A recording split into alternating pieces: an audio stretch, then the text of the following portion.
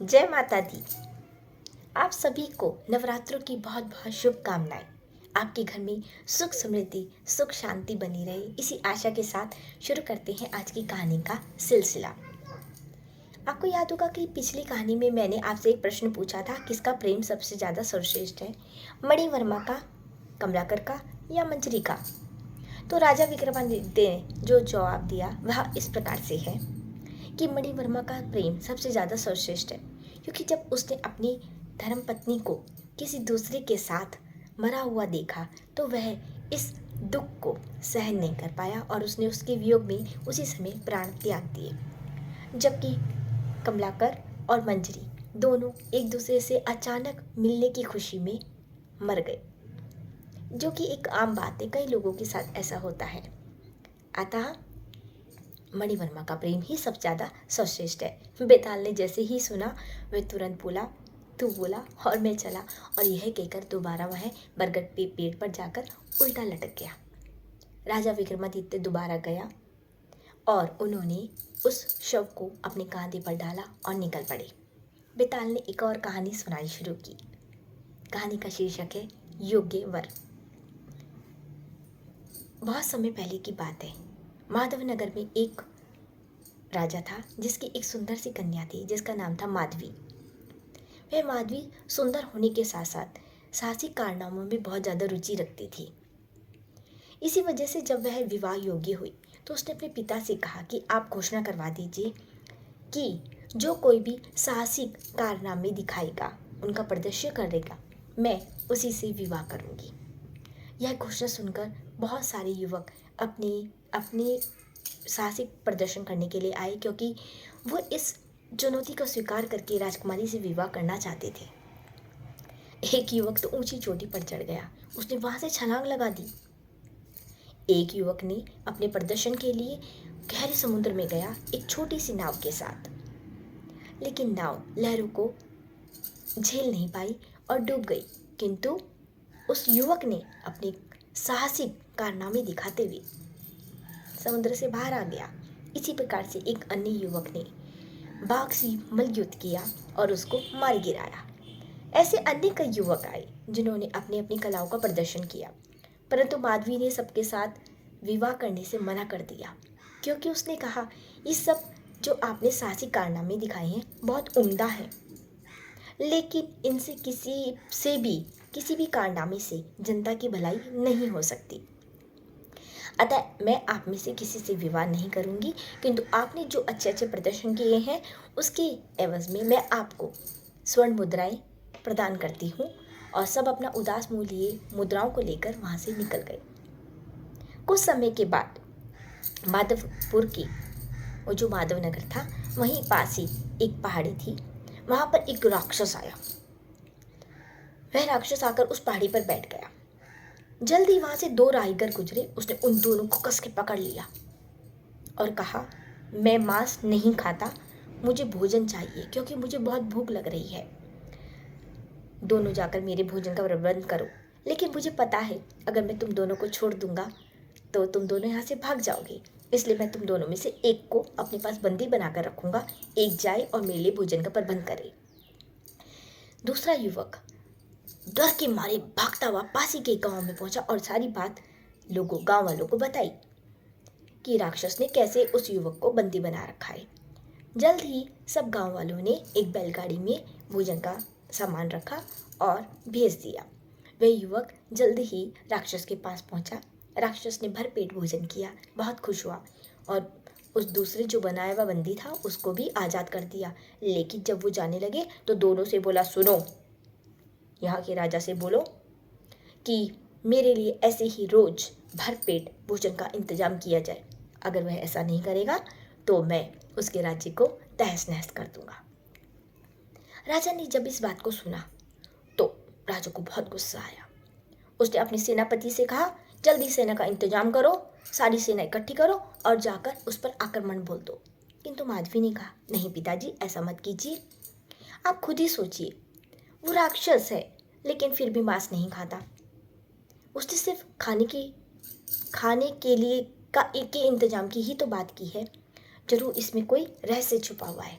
आप एक काम कीजिए, आप घोषणा करवा दीजिए कि जो भी राक्षस के रहस्य का पता कराकर इस समस्या को से हम निजात पाएंगे, हमारी मदद करेगा, मतलब इस समस्या को सुलझाने में हमारी मदद करेगा, मैं उसी के साथ विवाह करूंगी। राजा ने उसकी बात को समझ लिया, मान लिया और साथ ही घोषणा भी करवा दी। घोषणा सुनकर बहुत सारे युवक वहां पर आए और राक्षस के पास गए। राक्षस से के रहस्य के बारे में पूछा। राक्षस ने कहा, मैं एक गंधर्व हूं जो कि एक शाप की वजह से मुझे राक्षस में परिवर्तित होना पड़ा, लेकिन मैं उस शाप से तभी मुक्त हो सकता हूं। उसके लिए एक उपाय है कि मुझे एक अंगूठी लाके देनी है जो अजगर के पेट में है। अभी अजगर के पेट से अंगूठी कैसे प्राप्त होगी उसका रास्ता मैं आपको बताता हूँ। यही माधव नगर की जो ये पहाड़ी है, इससे दूर उत्तर दिशा में एक विष्णु का मंदिर है। उस मंदिर के पीछे की तरफ एक सुरंग है। सुरंग में बहुत सारे विषैले सर्प और बिच्छू हैं। जो कोई भी उनसे सर्प से और बिच्छू से लड़कर सुरंग को पार कर लेगा, तो जैसे ही वो सुरंग को पार करेगा वहां पर एक बहुत गहरा गड्ढा है। गड्ढे के चारों तरफ आग की लपटें उठ रही है। जो कोई भी उस गड्ढे में गिरेगा वो सीधा पाताल लोक पहुंच जाएगा। पाताल लोक में एक बहुत बड़ा अजगर है जिसके पेट में अंगूठी है। जो कोई भी वो अंगूठी लाकर देगा मुझे, मैं उस अंगूठी को जैसे ही पहनूंगा अपनी उंगली में, मैं उसी समय गंधर्व में परिवर्तित हो जाऊंगा और मुझे शाप से मुक्ति मिल जाएगी।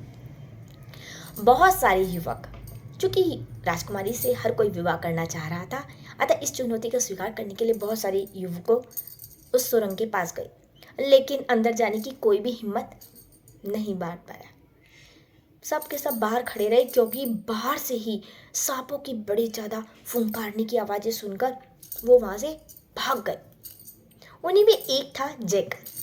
जयकांत तो पूरे दृढ़ संकल्प के साथ आया था कि मुझे तो राजकुमारी के साथ विवाह करना ही है, परंतु उसने सोचा अगर मैं इस सुरंग के अंदर गया तो मेरी मृत्यु हो जाएगी, क्योंकि सांप बिच्छू तो मुझे मार देंगे, जान चली जाएगी मेरी, तो कुछ ना कुछ तो करना चाहिए। उसने इससे निपटने के लिए तंत्र का सहारा लेना सोचा।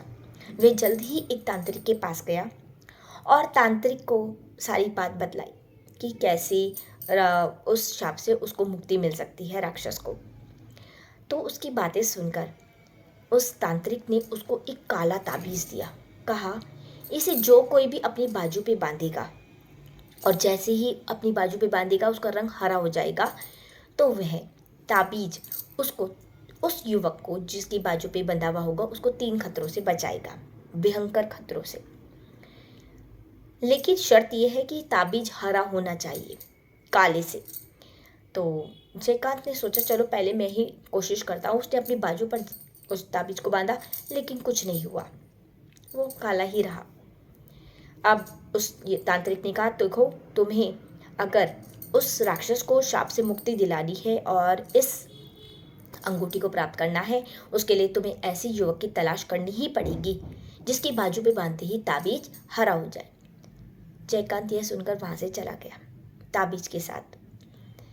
उसने बहुत सारे गांव में कई युवकों की बाजू पर ये ताबीज बांधा, लेकिन कोई असर नहीं हुआ, ताबीज काला ही रहा। जल्दी उसकी तलाश खत्म हो गई। वह एक गांव में गया, वहां पर उसे सत्यवान नामक एक लड़का मिल गया जिसकी बाजू पर बांधते ही वह हरे रंग का हो गया।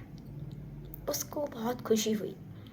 उसने सत्यवान को बोला, मेरे साथ चलो और उस सुरंग को पार करके उस गड्ढे में उतरकर अजगर के पेट से तुम वो अंगूठी ले आओ।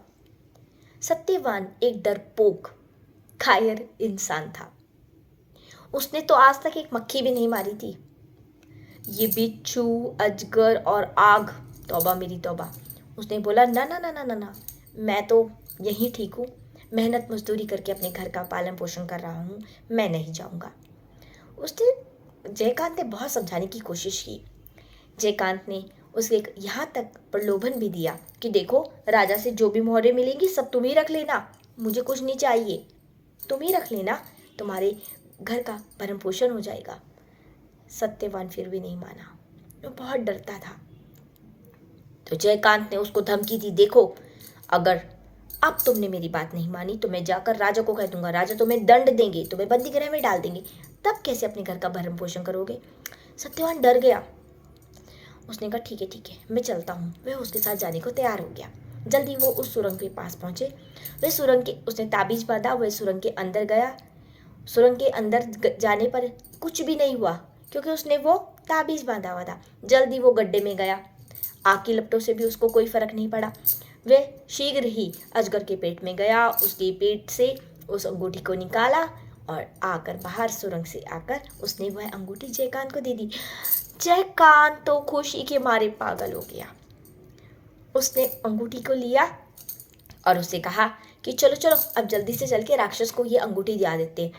सत्यवान ने कहा ना ना ना ना ना ना, बड़ी मुसीबतों से तो ये मैं अंगूठी लाया हूँ, अब नहीं। और वो वहाँ से भाग खड़ा हुआ। जयकांत ने कहा चलो छोड़ो, और उस अंगूठी को लिया और सीधा माधवी राजकुमारी के पास पहुँचा और उससे कहा कि देखो मैं कितनी मेहनत से, कितनी कठिनाइयों से यह अंगूठी लेकर आया हूँ, तो चलो इसे राक्षस को देते हैं। राजकुमारी बड़ी खुश हुई और उसने वह अपने पिता, सेनापति और जयकांत के साथ राक्षस के पास गई। राक्षस को जाकर वह अंगूठी दी। राक्षस ने उस अंगूठी को अपनी अंगुली में पहना और तुरंत ही वह गंधर्व में परिवर्तित हो गया। उसने कहा कि माधवी, तुमने मुझे इस शाप से मुक्ति दिलाई है, तो तुम्हारे चुनिंदा वरों में से मैं तुम्हारे लिए योग्य वर ढूंढने में तुम्हारी मदद अवश्य करूँगा। अब जो तुमने चुनिंदा व्यक्ति चुने हैं, जो तुमने शादी योग्य व्यक्ति चुने हैं, उनको एक और चुनौती देना और कहना यहाँ पास ही एक कुआं है, उसमें बहुत सारी रत्न जड़ित चूड़ियाँ पड़ी हुई हैं, लेकिन उस कुएं के अंदर जो गहरा गड्ढा है ना पास ही, उसमें जो कुआं है उसके अंदर रत्न जड़ित चूड़ियाँ पड़ी हुई है, लेकिन साथ ही उसमें 3 भूत भी हैं। तो जो कोई भी उसमें जाएगा उसको पहले उन भूतों का सामना करना पड़ेगा, उसके बाद ही वह चूड़ियों को ला सकता है। तो माधवी ने जयकांत से कहा, देखो तुम पहले भी कई चुनौतियों का सामना करते हुए अब तुमने साहसिक प्रदर्शन किया है, ये अंगूठी ला कर दी है, तो क्यों ना तुम उस कुएं में उतर कर ये रत्न जड़ित चूड़ियाँ मुझे ला कर दो, मैं शीघ्र ही तुमसे विवाह कर लूँगी। जयकांत ने हामी भर दी। वे जल्द ही सत्यवान के पास गया और उसे बोला कि एक कुआं है, उसमें से तुम मुझे रत्न जड़ित चूड़ियाँ ला कर दे दो। उसने बोला, क्या उस कुएं में कोई और भी है? उसने कहा नहीं नहीं, उसमें कुछ भी नहीं है।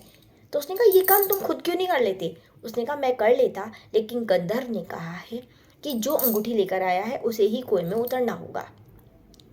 जयकांत ने चाल चली। सत्यवान ने कहा ठीक है, और उसने वो ताबीज को बांधा और कुएं में उतर गया। 3 भूत उसका कुछ नहीं कर पाए। उसने जल्द ही चूड़ियों को एकत्रित किया और ऊपर आकर वह सारी चूड़ियाँ जयकांत को दे दी। जयकांत ने कहा, ओ तुम ये चूड़ियाँ भी लेकर आ गए इतनी जल्दी, मुझे विश्वास नहीं हो रहा है। तुम्हें भूतों ने कुछ नहीं कहा, मैं संदेह में था, मुझे शक था कि तुम ना तो उस सुरंग से बाहर आ पाओगे और ना ही इस कुएं से, लेकिन फिर भी तुम आ गए। मैं बहुत खुश हूँ। अभी वो इससे आगे कुछ बोल ही पाता कि तुरंत वहां पर माधवी आ गई। उसने कहा, जयकांत तुम कितने बड़े कायर हो, तुमने मुझसे झूठ बोला। मैं तुमसे अब विवाह नहीं करूंगी, मैं विवाह करूंगी तो सिर्फ सत्यवान से, क्योंकि उसने ही साहसी कारनामों को दिखाया है। बेचारा जयकांत नीचे गर्दन कर कर बैठ गया। क्या कर सकता था? राजकुमारी ने खुद उससे विवाह के लिए मना कर दिया।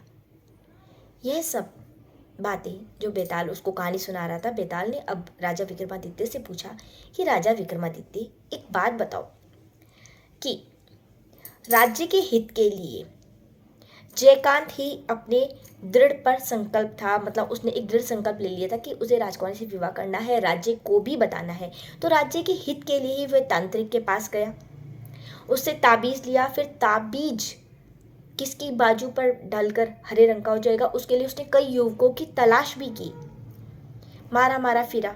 फिर जब युवक की तलाश की तो उसके बाद उसको, जो कि सत्यवान इतना कायर था, उसको मनाया बहुत ज़्यादा कि भाई उसको साहसी कारनामे के लिए मनाया कि तुम जाओ, तुम डर रही, तुम कायर नहीं हो, उसको समझाया बुझाया, उसके बावजूद भी माधवी ने उसके साथ विवाह करने से मना कर दिया। मेरी तो कुछ पल्ले नहीं पड़ रहा है, जबकि राजकुमारी को जयकांत के साथ ही विवाह करना चाहिए था, क्योंकि प्रदर्शन तो उसने ही किया है, राज्य के हित के लिए अंगूठी तो वही लेकर आया है ना। अगर तुम्हें ये बात पता होते हुए भी नहीं बोले तो तुम्हारे सिर के 100 टुकड़े हो जाएंगे। यही प्रश्न मैं आपके सामने भी रखती हूँ। अगर आपको इस प्रश्न का जवाब पता है कि क्यों राजकुमारी ने जयकांत से विवाह न करके सत्यवान से विवाह करने की बात कही, तो मैं आपका नाम यहाँ पर अनाउंस करूँगी। अगर आप बताते हैं तो ढूंढिए, कहानी को अच्छी तरह से सुनिए, समझिए और इसका जवाब दीजिए। आपके जवाब के इंतज़ार में मैं रहूँगी।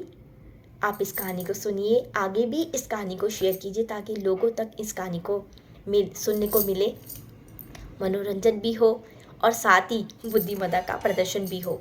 तो मिलते हैं अगली कहानी में और आपके जवाब में, आपके कहानी के जवाब के इंतज़ार में। मिलते हैं अगली कहानी के साथ, तब तक के लिए नमस्कार, जय माता दी।